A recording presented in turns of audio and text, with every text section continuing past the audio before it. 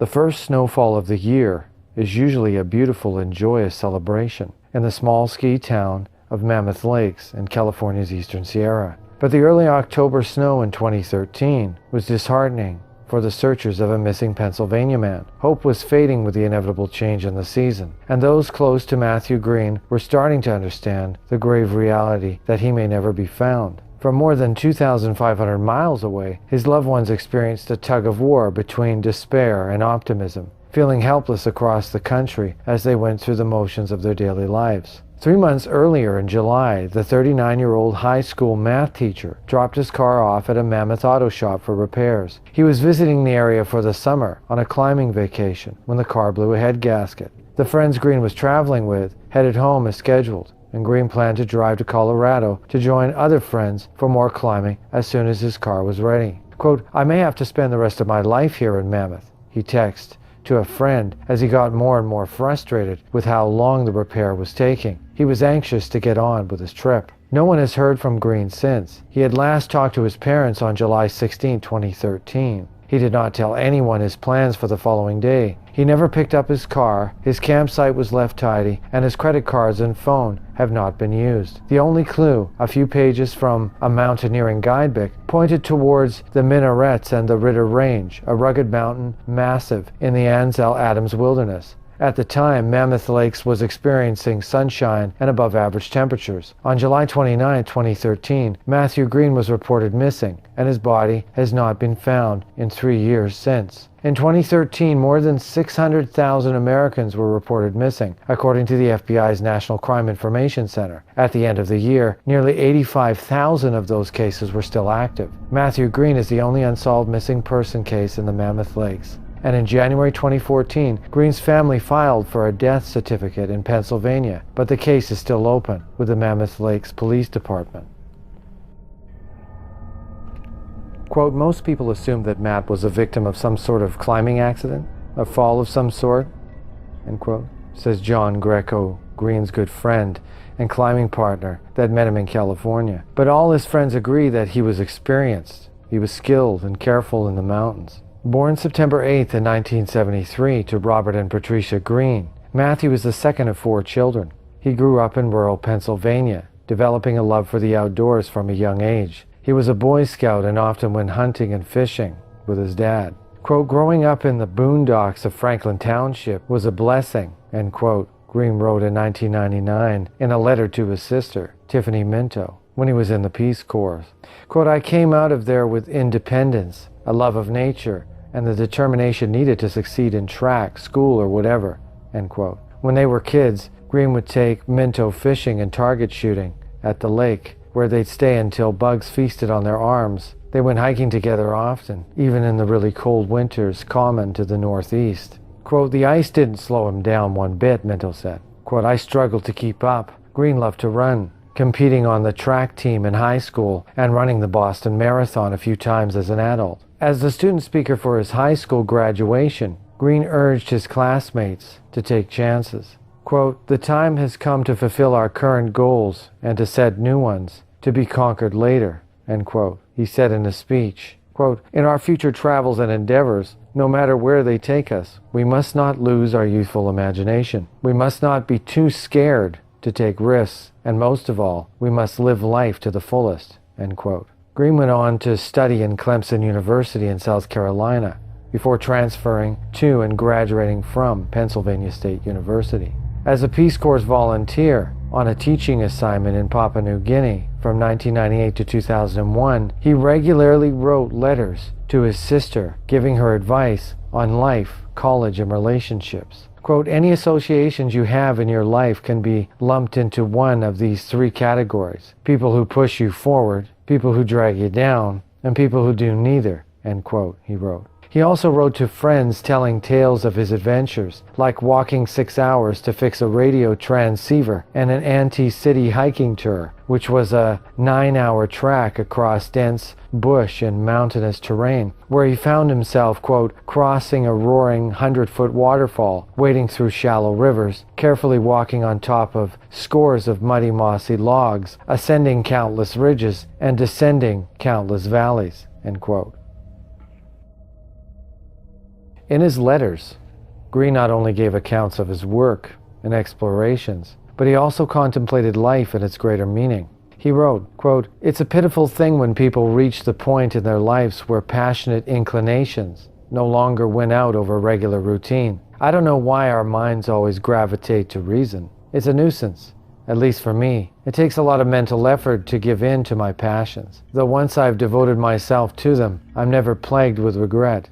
End quote. When he returned from the Peace Corps, Greene got a job as a high school math teacher in Pennsylvania and would go on summer climbing trips to fulfill his needs for adventure. He often traveled out west solo for camping, hiking, and climbing, occasionally meeting up with friends along the way. In 2006, he road tripped through South Dakota, Wyoming, and on to Red Lodge, Montana. When his car broke down at the end of the trip, he tooled around town and hitchhiked to a trailhead. In his trip log, he wrote over the course of a few days. Put in an awesome 10-hour hike. The rock was surprisingly solid, yet some big pieces moved. Returned to find that rodents had torn into my engine, the plug wires, vacuum hoses, mostly wire sheathing. Coasted into town, took my car to Ronings. They should get it tomorrow morning. Same as yesterday, no car yet. Hitched a ride out to Bear Track and hiked up the Silver Plateau. It's awesome up there. Good mix of pines and open fields. More town, more reading, more net searching. Coming up with a plan. Yellowstone, climbing T-Winnut, Wind River Range, Ring the Bells, Arrow, Vestal, possibly Elos, Sunshine and Wisdom, Great Sand Dunes, Jessica and Long's Peak, then home. Still waiting on that car. No one has heard from Greene since. He last talked to his parents on July 16, 2013. He did not tell anyone his plans for the following day. He never picked up his car. His campsite was left tidy, and his credit cards and phone have not been used. Greene arrived in Mammoth Lakes a few days before he met up with his friends John and Jill Greco on June 28, 2013. He set up camp at New Shady Rest Campground on the edge of town and paid through July 7th. John and Jill and their 9-year-old son checked in at a hotel nearby. Over the next 10 days, Greene and John climbed many of the region's classic routes at places like Crystal Crag, Clark's Canyon, and Benton Crags, and the Gong Show Crag. They also ticked a few of the Eastern Sierra's classic alpine routes, including North Couleur on North Peak near Yosemite National Park, and the V-Notch on Palominium Peak near Big Pine.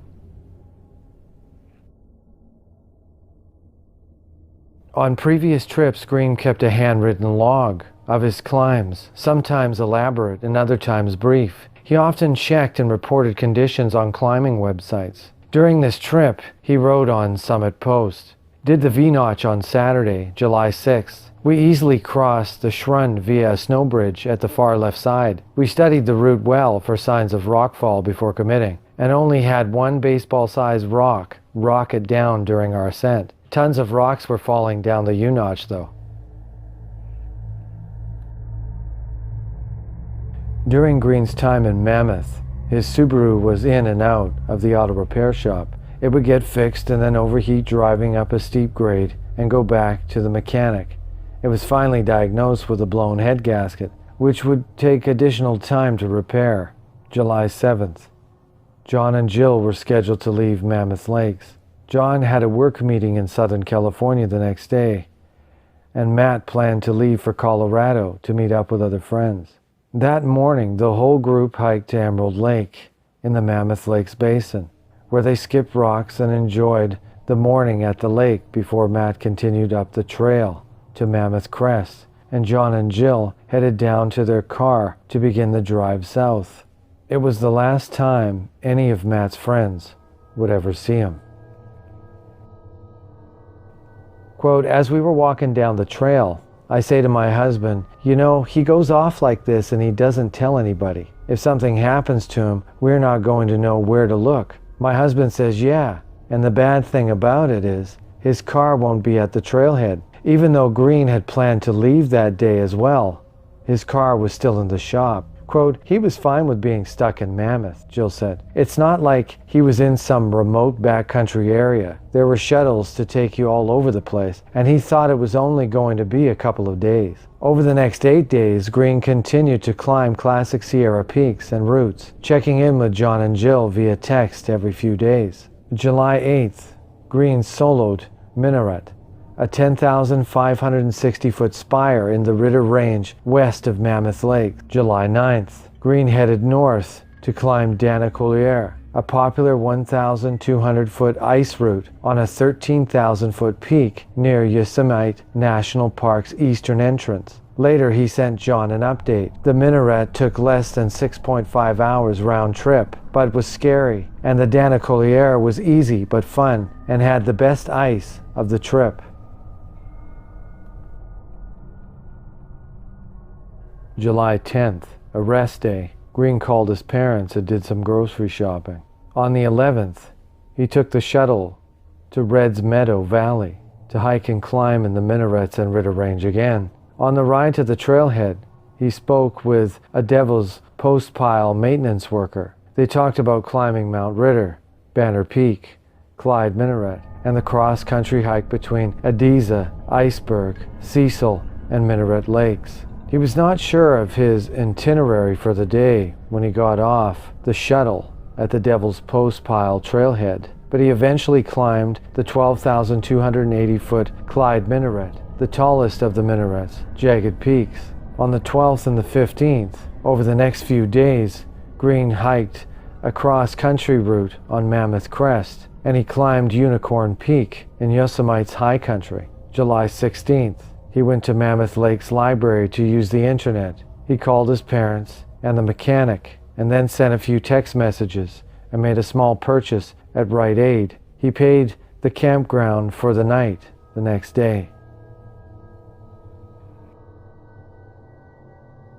Since Jill and John left Mammoth, they continued texting back and forth with Greene every few days. Jill updated him on details for the trip to France they were tentatively planning for later that summer, and John received updates on climbs Greene had done. Jill grew concerned when Greene stopped responding to texts.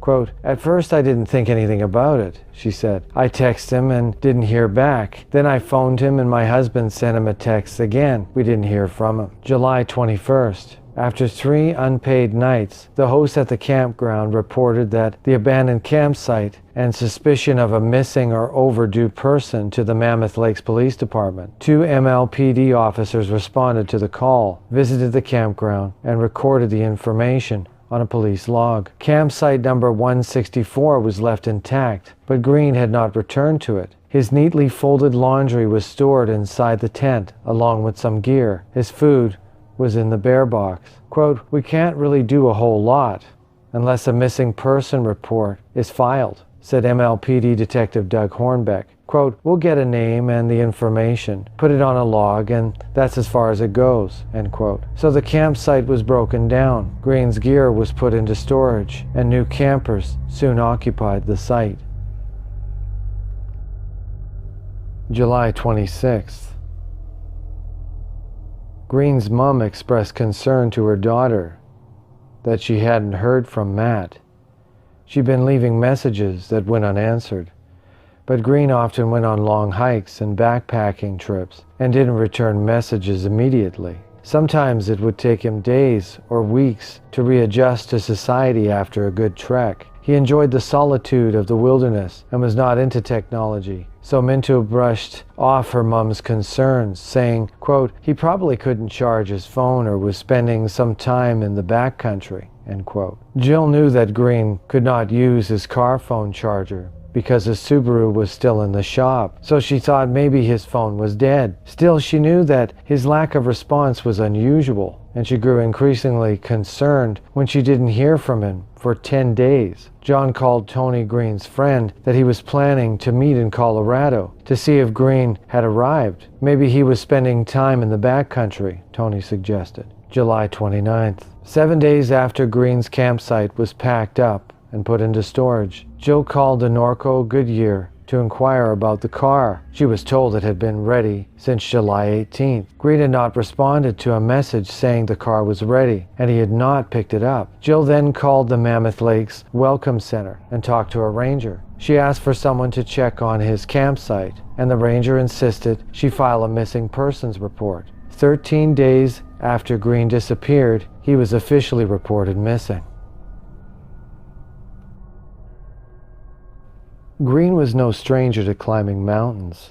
His list of ascents logged on summitpost.org reads like a resume of an experienced mountaineer, and his climbing partners say he was skillful on ice, calculated and outdoors, and did not take risks. More than 2 weeks after Greene talked to his parents for the last time, Detective Hornbeck contacted Verizon for an emergency information request. Verizon concluded that Greene's phone had been, quote, powered off for quite some time, and there was no way to track the current location. The last ping was registered to a cellular tower on Mammoth Mountain on July 16th. According to Detective Hornbeck, the ping created a cone-shaped triangle with towers in Fresno and June Lake, indicating that Greene's phone was located within that region, which consists mostly of the Ansel Adams Wilderness. The Mammoth Lakes Police Department did not find any evidence of foul play, and the possibility of suicide was quickly ruled out. Greene did not have any financial troubles. He was single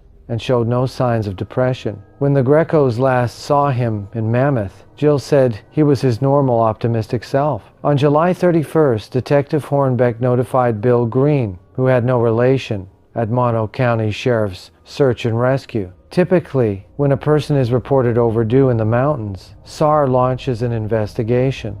They are quick to respond and have a healthy roster of volunteers that are experienced mountaineers. But Matthew Greene did not tell anyone where he was going, and his car was still at the mechanic, so they didn't even have a trailhead. Without a known location, SAR could not begin a search.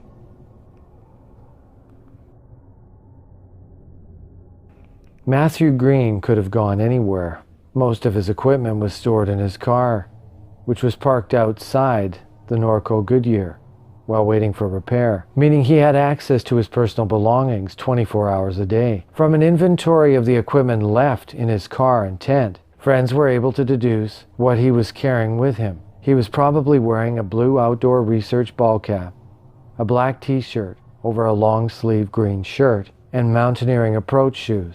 He had a large black and white mountain hardware backpack, a Petzl Quark ice axe, black diamond crampons, and was either carrying or wearing yellow La Sportiva mountaineering boots. He did not have overnight gear. Since he had no vehicle, Greene's only option to get to the trailheads was walking, hiking, or public transportation. With a number of local shuttle services, which Greene had used in the week prior to his disappearance, he could have made it to a number of trailheads, from the Mammoth Lakes Basin to Yosemite Valley. When Greene went for a hike or a climb, he often removed the pages of a guidebook and reinserted them with notes after the climb. From the High Sierra, peaks, passes, and trails found in his camp belongings, Chapter 12 was torn out. Quote, the minarets and the June Lake, end quote. With the shuttle to Red's Meadow, Greene could have been at any one of the 3 main trailheads in the valley that leads to a network of paths that access the minarets and the Ritter Range in the Ansel Adams Wilderness.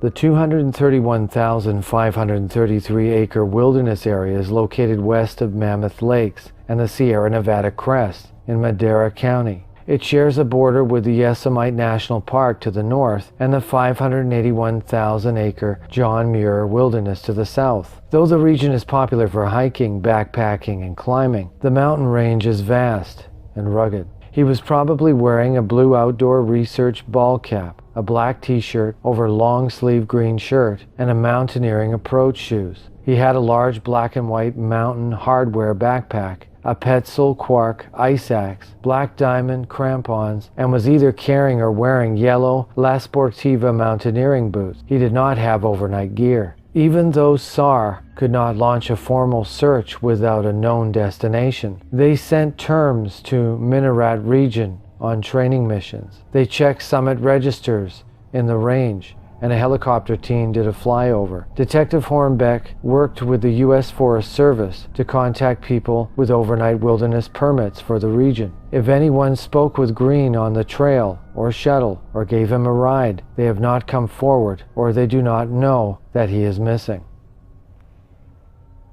Greene's family hired an aerial tour company to fly over the region. They mounted a red digital camera to a wing of an old Piper airplane The camera is capable of recording high-quality images at 30 frames per second while being zoomed in 3 times. They recorded 100 gigabytes of data that was later processed and examined, but showed no evidence of Greene. Detective Hornbeck followed up on every single tip. Psychics from around the world called with information after looking into a crystal ball or having a dream. A retired police officer in Minden, Nevada, reported a sighting of a young man that fit the description at a Nevada gas station. A woman said she had given Greene and his dog a ride to Colorado, but Greene did not have a dog. Glasses were found near the Inyo Craters trailhead less than 10 miles from Greene's campsite, but the prescription did not match. The police talked with campers in the sites adjacent to Greene's. They interviewed the employees at the auto shop. No one had any concrete information. Quote, "What frustrates me the most with Matthew is he's so experienced, but he didn't tell anyone where he was going," end quote, Detective Hornbeck said. Quote, "There's nothing wrong with sending a text and saying, 'Hey, I'm going to go climb in the minarets today.' That would solve a lot of problems," end quote. Greene's sister began compiling facts and information, creating a Find Matthew Greene website and a Facebook page. She did interviews with reporters. Friends started forums on climbing websites seeking information. Conversations were started and theories were tossed around. Where would Matthew Greene have gone? The MLPD press release was published in the local papers. Media outlets in Pennsylvania picked up the story, and a short news brief made it to the Los Angeles Times. Matthew Greene is a 39-year-old white male, 5 feet 11 inches, approximately 155 pounds, with brownish blonde short hair and blue eyes. It is believed that he may have gotten a ride from someone to a remote area to hike or climb. What makes the minarets so appealing to climbers is also what makes the rugged peaks so dangerous for climbing. The Ritter Range is located within the Sierra Nevada, just west of the crest. The jagged landscape of the minarets and the sharp summits of Mount Ritter and Banner Peak can be seen from all over Mammoth Lakes. The range stands tall and mighty, separating the Sierra from the rounder mountains in the coastal range. Unlike the granite that makes up much of the Sierra, the Ritter Range is metavolcanic rock, which was formed in several volcanic supereruptions, according to Alan Glasner, professor of geology at the University of North Carolina, and the author of a book about geology in and around Yosemite. These eruptions produced hot volcanic rock deposits that flow much like an avalanche. Quote, "Metavolcanic rocks are generally kind of sketchy for climbing because they flake apart easily and are not nearly as strong as granite," end quote, Glasner says. Quote, "That's why they form spiky landforms like the minarets instead of big smooth cliffs like Half Dome," end quote. In the summer of 1933, the minarets became the location for a major search for Walter Peter Starr Jr., a prominent San Francisco attorney and respected climber. When Starr did not report to work as scheduled, an all-star roster of climbers fled to Mammoth Lakes to aid in the search. Jules Acorn, Glenn Dawson, and Norman Clyde, pioneers of High Sierra mountaineering, were among the searchers. A member of the Sierra Club, Starr was known for logging long days of hiking in the High Sierra and climbing routes considered technically difficult at the time. After weeks of searching, Starr's father called off the search and planned a memorial service. Norman Clyde stayed behind and continued to search. Nearly a month after Starr left to climb in the minarets, Clyde discovered his body on the flank of the Michael Minaret. He had fallen several hundred feet to his death. Quote, "There is a lingering feeling of emptiness and sorrow that just dampens my enthusiasm for most things I do," end quote, said John Greco. Quote, "I haven't done any mountain climbing since Matt disappeared, with the exception of the searches we did for him. I could attribute it to a lack of partners. Work and family responsibilities getting in the way, but in truth, I just haven't been motivated," end quote. It's been nearly 3 years since Matthew Greene vanished from Mammoth Lakes, and still no trace of him has surfaced. In August 2014, his campground neighbors returned to the area and saw a missing persons sign. They called the police department and met with Detective Hornbeck and Bill Greene from Search and Rescue. They said they invited Matthew to go for a hike with them, but he declined. He did not say, or they could not remember, where he was going. Since Greene was carrying an ice axe and crampons, Mount Ritter is a logical guess for his destination on July 17, 2013. The Southeast Glacier is the most prominent snow route in the range. The trailhead is accessible from public transportation, and the mountain was in the chapter of the guidebook that he was carrying with him. For even the fittest of mountaineers, climbing Mount Ritter in one day is a big feat. The hike to Ediza Lake in 7 miles one way, and then it's another 4,000 vertical feet of off-trail hiking and climbing to reach the summit. Quote, at the time of Matt's disappearance, I had a pretty strong suspicion that he had gone to Mount Ritter, but after reflecting on it and revisiting the area last summer, I am not sure, end quote, said John Greco. Quote, I don't think the climb itself would be particularly appealing to Matt. It seems like somewhat of a slog with limited technical challenge, end quote. Greene did not have any known pre-existing medical conditions, and an animal attack is doubtful. There has never been a human death by mountain lion or black bear in the region, and grizzly bears haven't been there since the 1920s. It seems likely that Matthew Greene had a fatal climbing accident. Maybe he would have set out to climb the region's tallest and most prolific mountain on his last day in the area, but there is no hard evidence. If Matthew Greene hitchhiked, like he'd been known to do in the past, he could be anywhere. And since he had climbed in the minarets a few days prior to his disappearance, it is possible that the chapter of the guidebook was still in his pack. But there was enough suspicion that multiple search parties focused on the minarets and Ritter Range. Greene's close friends and climbing partners went to Mammoth Lakes to search in August 2013, and a number of local climbers and mountaineers have spearheaded their own small search parties.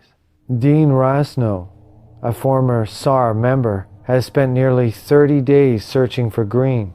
In August 2013, Rosnow focused on the minarets, but late last summer and fall, he began to gravitate toward Ritter and Banner. Quote, in a search area so vast, what we are looking for is so small, one will literally have to step on the evidence to find it, end quote, Rasnell said. A lot of gear has been hauled out of the wilderness areas that surround Mammoth Lakes, but none if it was Matthew Greene's. A missing person is torturous for the living. The unknown and lack of resolution is part of the grieving process, unlike any other. When the snow started to fall in October 2013, the search came to a halt, and the missing person posters were taken down for the season. The family petitioned for and received a death certificate in Pennsylvania so they could settle his affairs. There has been no memorial service. Quote, the hardest part is the not knowing, end quote, said friend Tom Davidoff. Quote, if he'd let someone know where he was going, we'd have a completely different situation. But you can't get mad, Adam. We've all done it, end quote. Greene's closest friends and climbing partners each say they don't climb as much as they used to, and most of them can really explain why. Quote, there is a lingering feeling of emptiness and sorrow that just dampens my enthusiasm for most things I do, end quote, said John Greco. Quote, I haven't done any mountain climbing since Matt disappeared, with the exception of the searches we did for him. I could attribute it to a lack of partners, work and family responsibilities getting in the way, but in truth, I just haven't been motivated to make it happen, end quote. In 2014, Greene's father, Robert, spent the summer in Mammoth Lakes. At 69 years old, he was slightly overweight and out of shape, but he began training, so he was conditioned to hike in the High Sierra. He wanted to spend the summer in the mountains, where his son is presumed dead, and he hiked nearly 700 miles that summer. He explored the trails that Matt had enjoyed. He searched with Rosnow, and he climbed for the first time. Greco led Robert up the Crystal Crag, so he could stand on the summit that Matt had also stood on the year prior. Quote, I wanted him to get a taste of the kind of climbing Matt loved to do, most, so we could hopefully understand the appeal and the attraction, end quote, Greco said. Quote, I just keep thinking of how Matt would have enjoyed watching his dad climb, something I'm sure he never would have considered doing before Matt's disappearance, end quote. Greene's mother, Patricia, visited Mammoth Lakes that summer for the first and only time for 1 week with her daughter. Not a hiker, Patricia spent most of the time in town, while Minto hit the trails with her father. Quote, I felt completely at peace and in awe of the beauty, end quote, Minto said. Quote, but returning home just felt like I was turning my back on Matt, on the possibility of finding him. I wish I could move on, but it's just impossible, end quote.